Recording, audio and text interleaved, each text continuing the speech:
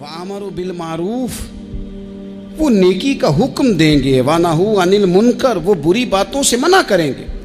वलिल्लाहि आकिबतुल उमूर, और हर काम को अल्लाह ही की तरफ लौट जाना है, सब कामों का अंजाम अल्लाह की तरफ होना है। उन लोगों को रब अगर इक़्तिदार दे, ज़रूरत बंदों की ज़्यादा है कि बंदे दयानतदार मिले। ये वो लोग नहीं होते कि इन्हें माल मिल जाए तो ये अय्याश हो जाते हैं, बल्कि इन्हें माल के ख़जानों की कुंजियाँ मिलें तो ये रब की गरीब मखलूक के लिए दरवाज़े खोल देते हैं। ये नमाज़ों का ख्याल करते हैं, ये दीन का इबलाग करते हैं। बैठे थे हुजूर के सहाबा हज़रत उमर के गिर्द, दोस्त यार पुराने बातें हो रही थी, तो हज़रत उमर कहने लगे दौरे खिलाफत चल रहा है जनाब उमर का, मैं कह चुका हूँ कि हमें ज़रूरत मुत्तकी परहेज़गार लोगों की टीम की है। उन लोगों की ज़रूरत है जिनके दिल में दर्द हो, जो तकवे वाले हों, जो मखलूक खुदा के बारे में गुंजाइश रखते हों। हज़रत उमर के गिर्द दोस्त आप बैठे हैं, तो हज़रत उमर कहने लगे चलो अपनी अपनी कोई ख्वाहिश ही बताओ। तो चूँकि हालात बड़े ख़राब थे, कहत का दौर था, बाज़ जगहों पे गरीबों को बड़ी मुश्किल थी, तो सब लोगों ने सदक़ात और खैरात की ही बात की। एक साहब कहने लगे मेरा दिल करता है कि ज़मीन गल्ले और अनाज से भर जाए सारी और मैं अल्लाह की मखलूक में बांट दूँ। तो दूसरे ने कहा मेरा दिल करता है सोने चांदी से ज़मीन भरे और मैं रब की मखलूक पर तकसीम कर दूँ। एक तीसरे सहाबी भी फरमाने लगे मेरा दिल करता है सोने चांदी से नहीं, हीरे जवाहरात से ये ज़मीन भरे और मैं अल्लाह की मखलूक में बांट दूँ। सब अल्लाह की मखलूक पर करम करने की, रहम करने की, तकसीम करने की बात कर रहे थे। तो फिर बोल के कहने लगे उमर आप भी तो बताएं ना, आपकी भी तो कोई ख्वाहिश होगी ना। तो हज़रत उमर देर तक खामोश रहे, फिर ठंडी आह भरी, फरमाने लगे मेरा दिल करता है ये ज़मीन हज़रत माद बिन जबल जैसे लोगों से भर जाए। मेरा दिल करता है ये ज़मीन हज़रत हुज़ाफ़ा बिन यमान जैसे लोगों से भर जाए। मेरा दिल करता है ये ज़मीन हज़रत अबू उबैदा बिन जर्राह जैसे लोगों से भर जाए। ये ज़मीन इन लोगों से भर जाए और मैं फिर इन सब लोगों को साथ मिला के ज़मीन पे रब की इताअत का चलन आम कर दूँ। लोगों को रब रसूल का फर्मा बरदार बना दिया जाए। खैर वाले लोगों से ज़मीन भरे, मेरी ख्वाहिश ये है। जब खैर वाले लोगों से ज़मीन भर जाती है फिर मईशत भी ठीक हो जाती है, मुआशरत भी ठीक हो जाती है, दिफाई महाज पर भी लोग कामयाब हो जाते हैं, तालीम और सेहत के शोबों में भी मजबूती आती है। शर्त यह है तुमने पूछी है इमामत की हकीकत मुझसे, खुदा तुझे मेरी तरह साहिब असरार करे, है वही तेरे ज़माने का इमाम बरहक जो तुझे हाजिर व मौजूद से बेजार करे और मौत की शक्ल में दिखला के तुझे रुखे यार ज़िंदगी तेरे लिए और भी दुश्वार करे। वो लोग जो मजबूती लाएं मुआशरे में, जिनका हिल्म, बुर्दबारी, तकवा, ये चीज़ें मजबूती। हमारे यहाँ कोई मनसूबा बंदी नहीं। जिन बेचारों के कशकोल कल फैले थे उनके आज भी फैले। किसी भी इशारे पर 2 मिनट के लिए ब्रेक लगती है तो 4-4 भिखारी आपकी गाड़ी का शीशा बजाते हैं। अब बाज़ इशारों पर, टूल प्लाज़ों पर लिख के लगा दिया गया है ये पेशावर भिखारी हैं, इनको खैरात ना दें। लेकिन मेरा सवाल ये है कि उन सारे भिखारियों को एक जगह पे खड़ा करके पूछना किसने है कि तुम भीख क्यों मांग रहे हो? उनके घरों तक उनके साथ किसने जाना है? कौन आदमी है जो जाके उनसे कहेगा कि जनाब तुम क्यों खैरात के लिए खड़े हो, तुम्हारी मजबूरी क्या है? क्या रियासत की, हुकूमत की, ताजर की, मालदार की, तगड़े आदमी की ये ड्यूटी नहीं? उन तक रसाई किसने हासिल करनी है? वो बेवा जो पिछले साल दरवाजे पे ज़कात लेने आई थी वो इस साल भी आई है। वो खातून जिसे पिछले साल आटे का थैला दिया था वो इस साल भी आई है। वो खातून जो पिछले साल 4 बच्चों को साथ लेकर के छोटों को आई थी वो आज भी उसी तरह कशकोले तलब दराज किए हुए है। और हज़रत उमर क्या फरमाते हैं? सैयदना फारूक आज़म रदी अल्लाह ताला अन्हु इरशाद फरमाते हैं, इसको इमाम बहकी ने और इमाम सुयूती ने नकल किया है। हज़रत उमर फरमाया करते थे कि अगर मैं ज़िंदा रहा तो इराक़ वालों मैं तुम्हारी बेवाओं के लिए ज़रूरत का इतना सामान कर जाऊंगा कि बीबी जब तक ज़िंदा रहेगी किसी की मोहताज नहीं होगी। اس کے لیے اس طرح کے اسباب پیدا کر دیے جائیں گے کہ اسے حاجت نہیں ہوگی، اس کے لیے مستقل بنیادوں پر اس کے اخراجات دیکھ کر اس کے لیے اہتمام کر دیا جائے، اسے دوبارہ کشکول طلب دراز کرنے کی ضرورت نہیں پڑے گی۔ ایک صحابی تھے حضرت جناب سیدنا خفاف بن ایما غفاری رضی اللہ تعالیٰ، انہوں نے بڑا کردار ادا کیا تھا میدان احد میں، انہوں نے اور ان کے صاحبزادے نے۔ تو ان کی بیٹی ایک دن حضرت عمر کے پاس آئی۔ اب وہ بیٹی بیاہ کے جا چکی تھی، اس کی شادی ہو گئی تھی۔ حضرت خفاف بن ایما رضی اللہ تعالیٰ عنہ کی صاحبزادی اپنے سسرال چلی گئی تھی، وہاں اس کا خامد انتقال کر گیا۔ وہ خاتون واپس آ گئی، وہ حضرت عمر سے ملی، بیوہ عورت۔ اس بیوہ خاتون نے آ کے، یہاں تو میرے بھائی وہ فوجی بیچارے جن کی بیویاں، جن کو ایک تقریب میں تو خوب ایوارڈ دینے کے لیے بلایا جاتا ہے، میں نے یتیمی کا وقت گزارا ہے، مجھے پتہ ہے کہ 2-4 مہینے لوگ آ کے کہتے ہیں کوئی حکم ہوا تو 10 آ جائے، پھر جب 1 سال گزر جاتا ہے تو پھر لوگ کہتے ہیں 4 بھرا نے کام کیوں نہیں کر دے۔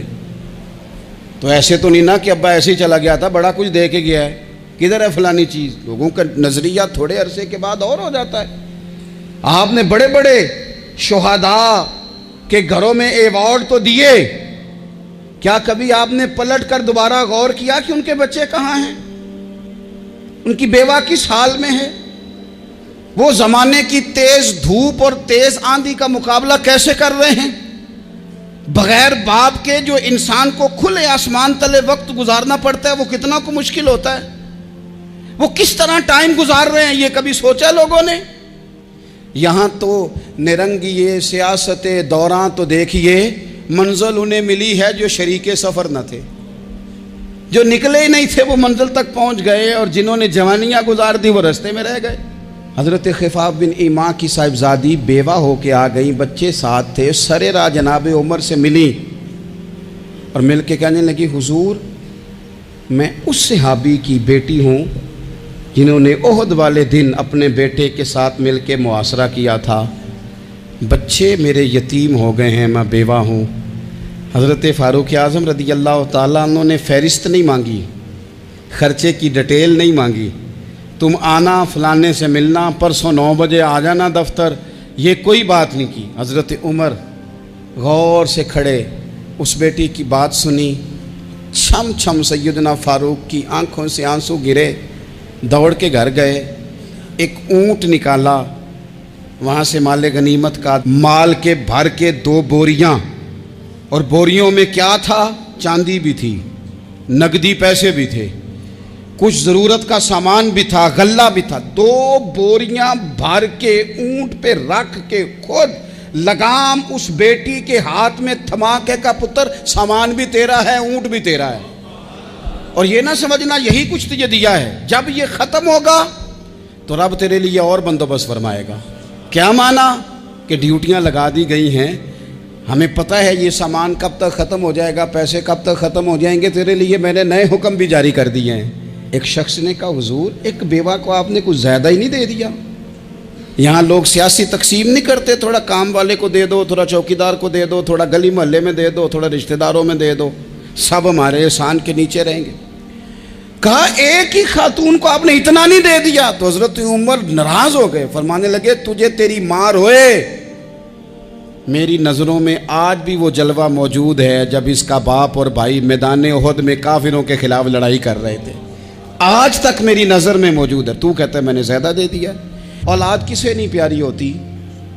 بچوں کو دیکھ دیکھ کے بندہ کلیجہ ٹھنڈا کرتا ہے، اولاد کو دیکھ دیکھ کے آنکھوں کو سکون ہوتا ہے، انسان کی طبیعت شاش بشاش ہوتی ہے۔ حضرت عمر وظیفہ لگانے لگے تو حضور کے گھر میں خدمت کرنے والے حضرت اسامہ بن زید کا وظیفہ ڈبل لگایا، اور اپنے بیٹے عبداللہ ابن عمر کا وظیفہ سنگل لگایا۔ تو حضرت اسامہ بن زید کہنے لگے، ابا جی میں نے تو ہجرت بھی کی، جہاد بھی کیا، اسامہ تو ان دنوں بچے تھے۔ تو حضرت سیدنا عمر فاروق جواب میں کہنے لگے، پتر اسامہ کے والد زید نے بھی حضور کے گھر میں نوکری کی، اسامہ بھی نوکری کر رہا ہے۔ حضرت عمر کی شان کیا ہے زمانہ جانتا ہے، پر پھر بھی حضرت عمر فرمانے لگے تو نے اپنے باپ کے ساتھ ہجرت کی، فرمایا ان کی خدمت زیادہ ہے حضور کے گھر میں، لہذا ان کا وظیفہ بھی زیادہ لگایا جائے گا۔ ہمارے ہاں ہم نہ میرٹ کرنا چاہتے ہیں پر دوسروں کے لیے، اپنے اوپر کسی میرٹ کو ہم قابل قبول بالکل نہیں۔ یعنی میں سودا خالص لینا چاہتا ہوں دکان سے، تو آپ بتائیں آپ جو سودا بیچتے ہیں وہ خالص ہی بیچتے ہیں؟ آپ کو تو خالص چاہیے لیکن آپ بھی تو کچھ نہ کچھ بیچتے ہیں، آپ کا خالص ہے۔ اگر آپ خالص بیچ رہے ہیں تو انشاءاللہ ملے گا بھی خالص۔ چادریں آئی تھی مال غنیمت میں، ڈھیر ساری چادریں، ڈھیر ساری۔ حضرت عمر نے صحابہ کرام علیہم رضوان کی ازواج پر، صحابیات پر وہ چادریں تقسیم کر دیں۔ ایک چادر بڑی خوبصورت نکلی اندر سے، تو سب کہنے لگے حضور یہ نا خاتون اول کے لیے سوٹ کرے گی، آپ کی اہلیہ کے لیے سوٹ کرے گی، کبھی آپ گھر لے جائیں نا، یہ سب سے بہتر ہے۔ تو یہ حضرت عمر کی بالغ نظری ہے، وہ کیا بندہ ہوا جس کی ہر جگہ نظر ہی نہ ہو۔ حضرت سیدنا عمر فاروق رضی اللہ تعالیٰ عنہ کہا جناب یہ چادر بڑی حسین ہے، آپ کے گھر والوں پہ جچے گی۔ تو حضرت عمر فرمانے لگے نہیں، ایک صحابیہ ہیں حضرت ام سلیت رضی اللہ تعالیٰ عنہ، انہیں بلاؤ، یہ چادر انہیں دوں گا۔ حضور اس خاتون کو یہ چادر دینے کی وجہ بھی تو بیان کریں۔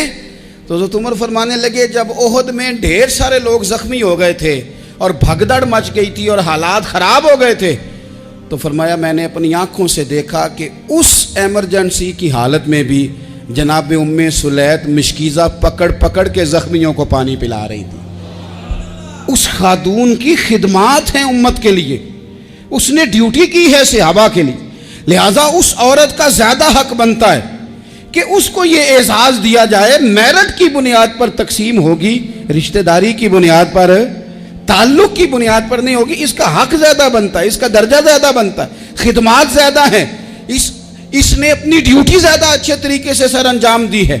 جب تک چیزیں آپ وسعت قلبی نہیں لاتے اپنی طبیعت میں، جب تک آپ گنجائش زیادہ پیدا نہیں کرتے، اتنی دیر تک حالات اس طرح کے نہیں ہوتے۔ پھر ایک اور مصیبت بن گئی ہے، وہ مصیبت ہے لیول کی۔ یہ کام میرے لیول کا نہیں۔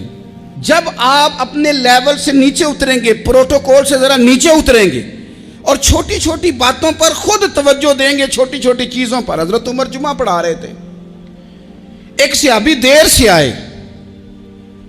اب یہ نماز کا پوچھنا، جمعے کا پوچھنا، مطلب حکمران صاحب تو اوپر لیول کے ہیں، وہ تو پوچھیں گے کہ جناب میرے ساتھ تو آپ قومی سطح کا بندہ بٹھائیں، یہ والی باتیں۔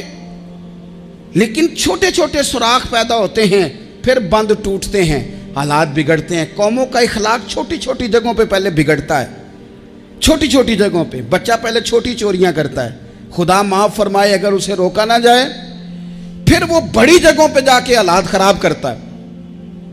حضرت عمر فاروق ایک صحابی دیر سے جمعہ پڑھنے آئے، تو حضرت عمر نے بعد میں بلا لیا، فرمایا تم اتنے سمجھدار آدمی ہو کہ اگر جمعے میں دیر سے آؤ گے تو باقی لوگوں کا کیا بنے گا؟ تو وہ صحابی آگے سے کہنے لگے مجھے پتا تھا آپ نے پوچھنا ہے، اور میں تو کہیں کام میں مصروف تھا امیر المومنین، میں تو دوڑا آیا ہوں، میں تو غسل بھی نہیں کر سکا، وضو کر کے مسجد میں آ گیا ہوں جمعہ پڑھنے۔ تو حضرت عمر فاروق ان کی بات سن کے خوش ہوئے، فرمانے لگے رب تیرا بھلا کرے، اس طرح کرنا، آئندہ جمعہ پڑھنے آنا تو غسل کر کے آنا، میرے نبی پاک نے غسل کرنے کا ارشاد فرمایا جمعے والے دن، غسل کر کے آنا۔ ان باتوں کا بھی، یعنی حکومت کے قومی معاملات اور عالمی نقطہ نظر بھی ان کے ذہن میں ہے، اور یہاں تک جو باریک چیزیں، یعنی حضرت عمر فاروق گزر رہے تھے تو کسی باغ کے کونے میں کھڑے ہو کے کچھ بچے چھوٹے چھوٹے بچے وہ کھجوریں اکٹھی کر رہے تھے، تو حضرت عمر نے کہا کس کے باغ میں لگے ہوئے ہو؟ سب بچے دوڑ گئے، تو حضرت سنان بن سلمہ فرماتے میں بھی چھوٹا تھا، میں کھڑا ہو گیا تو میں نے کہا حضور ہم نے توڑ کے نہیں کھجوریں کھائیں، گری ہوئی کھائی ہیں، اور آپ کو پتہ ہے جو رستے میں گر جائیں وہ اٹھانی ناجائز نہیں ہوتی، تو حضور یہ گری ہوئی کھجوریں کھائی ہیں۔ تو کہتے ہیں حضرت عمر فاروق بچے کی بات سن کے کہنے لگے رب تیرا بھلا کرے، تو نے صحیح بات کی طرف میری توجہ کرا دی ہے، اللہ تیرا بھلا کرے۔ اور پھر حضرت عمر رضی اللہ تعالیٰ عنہ اس چھوٹے سے بچے کے پاس کھڑے ہو گئے، کون؟ کس کے پاس؟ نہیں، خواب تو نہیں دیکھ رہے میں اور آپ. حکمران وقت 22 لاکھ مربع میل کا حکمران بچے کے پاس کھڑے ہو گئے، چھوٹے بچے کے پاس. دکان پہ غریب آدمی چڑھ آئے نا، دکاندار صاحب اللہ ماشاءاللہ ان کا مزاج خراب ہو جاتا ہے. وہ تیسری چیز کہ نا وہ والی دکھاؤ تو کہتے لینیاں تے لے تو جا. اور اگر تگڑا بندہ آ جائے تو کہتے ہیں جناب آپ اس طرح کریں، نشاندہی کر دے، میں انشاءاللہ خرید کے لا کے پیش کر دوں گا. مزاج بدل جاتا ہے. غریبوں کے پاس، چھوٹوں کے پاس، عام آدمی کے پاس آپ جائیں. ہمارے حکمرانوں کا غریب آدمی سے گیپ بہت زیادہ ہے، پیروں کا غریب آدمی سے گیپ بہت زیادہ ہے، بڑے علماء کا عام آدمی سے گیپ زیادہ ہے، تاجروں کا عام آدمی سے گیپ زیادہ ہے، شیشے کے بڑے بڑے محلات میں سوسائٹیوں میں بسنے والوں کا غریبوں سے گیپ زیادہ ہے. اس لیے امیر غریب کی تفریق بڑھ گئی ہے، حالات اور طرح کے ہو گئے. بعض غربا امیروں سے نفرت کرنے لگ گئے. ہماری شادی بیاہ تقریبات افطاریاں ان میں ہم اپنے لیول کے لوگ بلاتے ہیں جن سے ہمیں کاروباری ضروریات وابستہ ہوتی ہیں. ہم نے اس طرح کا ماحول بنایا، اس کا نقصان یہ ہوا ہے کہ معاشرے میں کئی قسم کی سوچیں پنپنے لگی ہیں، وسوسے غالب آنے لگے. بعضوں کا تنگ آمد بجنگ آمد. جب غریبوں کے بچے زیادہ تنگ آتے ہیں پھر ہتھیار اٹھاتے ہیں، پھر قلم چھوڑ دیتے ہیں.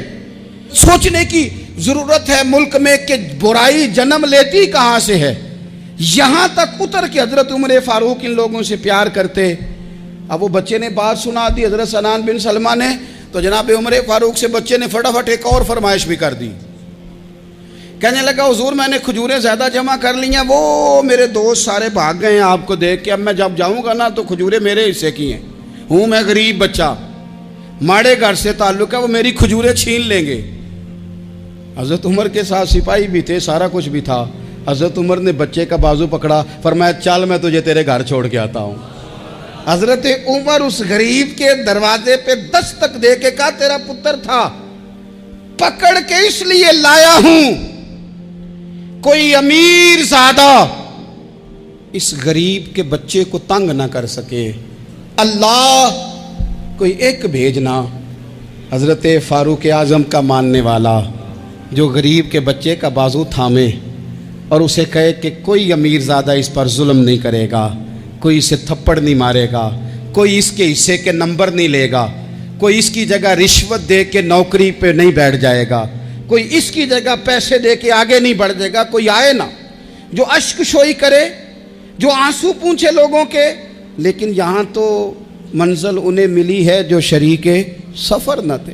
میرے عزیزو، اس نہج پر دین نے ہمیں اسباق پڑھائے. اس نہج پر حضرت عمر چھوٹی چیزوں کا، مسجد نبوی شریف میں آپ نے دیکھا دو لوگ اونچی آواز میں بات کر رہے ہیں تو حضرت عمر نے فرمایا انہیں بلا کے لاؤ. بلا کے لایا، فرمایا تمہیں پتہ نہیں یہ حضور کی مسجد ہے؟ لا ترفعوا اصواتکم فوق صوت النبی. اے پائے نظر ہوش میں آ، یہ قوہ نبی ہے. آنکھوں سے بھی چلنا یہاں بے ادبی ہے. پتہ نہیں وہاں سارے نعرے ہی غلط ہیں.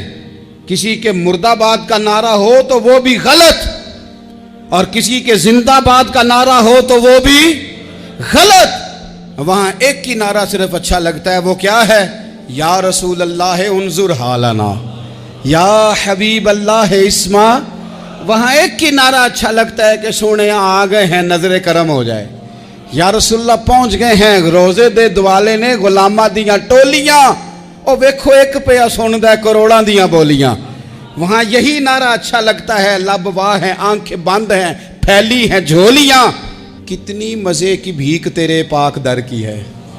اور قربان جاؤں اپنے امام پر، اس قلم پہ واری جس سے وہ لکھا کرتے تھے.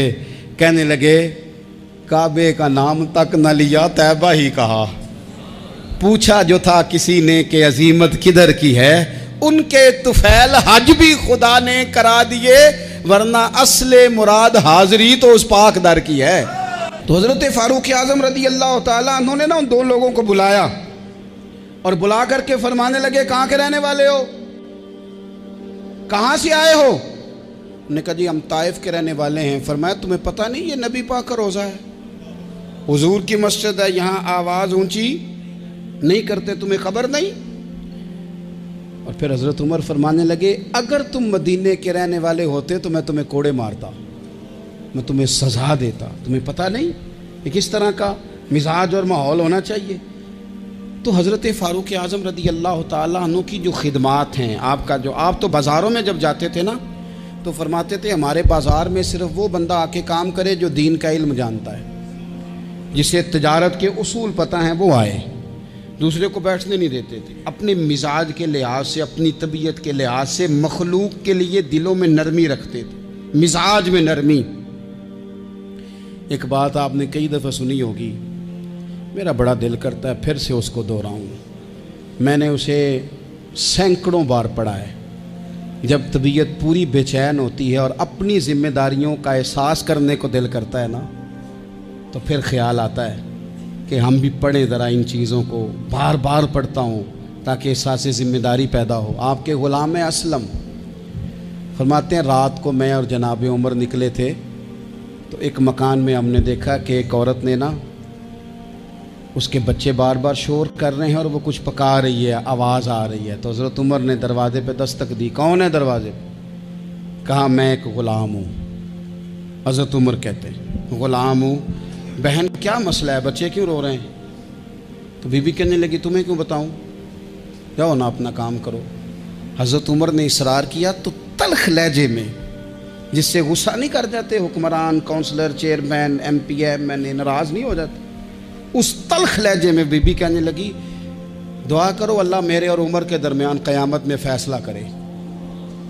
کیسا حکمران ہے کہ اس کی حکومت میں میرے بچے بھوکے سوتے ہیں، یہ میں نے پانی میں روڑے ڈال کے چڑھائے ہیں، لیکن یہ پیٹ کی بھوک یہ بڑی ڈاڈھی ہوتی ہے، یہ نیند بھی نہیں آنے دیتی۔ خیال تھا رو دو کے سو جائیں گے پر سو بھی نہیں رہے۔ حضرت فاروق اعظم دوڑے گئے، گھر سے سامان، اناج، غلہ کندھے پہ رکھا۔ خادم کہتے ہیں میں نے کہا کہ مجھے دے دیں، فرمانے لگے چل تو وعدہ کرنا قیامت میں بھی میرے بوجھ اٹھائے گا۔ کہ حضور نہیں، وہ تو میرے بس کی بات نہیں۔ فرمایا پھر مجھے کرنے دے۔ دوڑے آئے، اس خاتون کے دروازے پر لا کے وہ چیزیں رکھیں، کہا بہن اگر تو پردہ کر لے تو یہ غلام نہ آج کھانا پکا دے تیرے بچوں۔ پھر وہ گھی چڑھا کے، چینی ڈال کے، کچھ سامان پکتا تھا وہ کھانا پکایا۔ غلام کہتے ہیں جب پھونکے مارتے تھے تو داڑھی سے دھواں نکلتا تھا، آگ جلاتے تھے دھواں نکلتا، پھر کھانا پکایا، پھر ان بچوں کو کھلایا۔ پھر حضرت عمر فاروق رضی اللہ تعالیٰ عنہ نا تھوڑے پیچھے بیٹھ گئے تو بچوں کے ساتھ اس طرح کی باتیں کرنے لگے کہ وہ ہنس پڑیں۔ جناب اسلم کہتے ہیں بچے اس بیوہ کے ہنستے تھے، بچے ہنستے تھے اور عمر روتے تھے۔ جب وہ ہنستے تھے تو فاروق روتے تھے۔ پھر وہ بچے آہستہ آہستہ لیٹنے لگے، اور جب وہ سونے کی طرف بڑھنے لگے تو حضرت عمر کہنے لگے بہن میں جاؤں؟ کہنے لگی رب تیرا بھلا کرے، میرا کلیجہ پھٹ جاتا اگر میرے بچوں کو آج شام بھی روٹی نہ ملتی۔ تو سیدنا فاروق اعظم رضی اللہ تعالیٰ عنہ کہنے لگے پھر تو میرے لیے دعا کرے گی؟ کہنے لگی میں دعا کرتی ہوں اللہ عمر کی جگہ تیرے جیسا کو نیک آدمی بٹھا دے۔ تو حضرت عمر کہنے لگے ایک چھوٹی سی گزارش بھی مان لو گی؟ کا کیا؟ فرمانے لگے کوئی یہ میری خدمت اگر پسند آئی ہے تو عمر کو معاف نہیں کر دیتی؟ غلطی ہو گئی، اسے پتہ نہیں تھا۔ اپنے منہ سے کہنے لگے سیاںا بھی نہیں، باشعور بھی نہیں، اسے چاہیے تھا خلافت کی ذمہ داریاں نہ لیتا۔ لیکن حضرت صدیق نے کہا تو وہ مان گیا، لیکن بہن میں اسے جانتا ہوں، بزدل بڑا ہے، کمزور بڑا ہے، ضعیف بڑا ہے، اگر تو قیامت میں اس کی شکایت لگائے گی تو بڑا کمزور پڑ جائے گا، اس کے لیے مشکل ہو جائے گا۔ تو کہنے لگی اچھا اگر تو اتنی سفارش کرتا ہے تو جا، میں نے عمر کو معاف کیا۔ حضرت فاروق اعظم نے چہرے سے کپڑا ہٹایا تو بی بی کہنے لگی اوہو آپ عمر ہیں؟ تو آپ فرمانے لگے میں جو بھی ہوں تو وعدہ کر چکی ہے کہ تو نے عمر کو معاف کیا۔ پھر باہر نکلے اور اپنے خادم جناب اسلم سے کہنے لگے 2 بندے اور بلا اور انہیں گواہ بنا کہ میں نے اس غریب کے روتے بچے ہنسائے ہیں، تو جا کے ان کو بتا۔ میں نے وہ ہنسائے ہیں، اس کے بھوکے بچوں کو میں نے روٹی کھلائی ہے، اور تو گواہ ہو جا کہ اس بی بی نے خود کہا ہے بغیر جبر کے، میری گزارش پہ کہا ہے کہ میں نے عمر کو معاف کی۔ کیوں نہ ہم بھی اپنی اپنی ذمہ داریوں کا احساس کر لیں، کیوں نہ ہم بھی جہاں جہاں ہماری ڈیوٹی ہے ہم بھی وہاں غور کر لیں، کہیں ایسا تو نہیں کہ ہم بھی کمزور پڑ گئے ہیں، ذمہ داری تو لے لی ہے پر اب ہم ادا نہیں کر پا رہے، ورنہ وہاں سے معافی لے لیں۔ اللہ تعالیٰ سیدنا فاروق اعظم کا فیضان عطا کرے۔ آخر دعوایا ان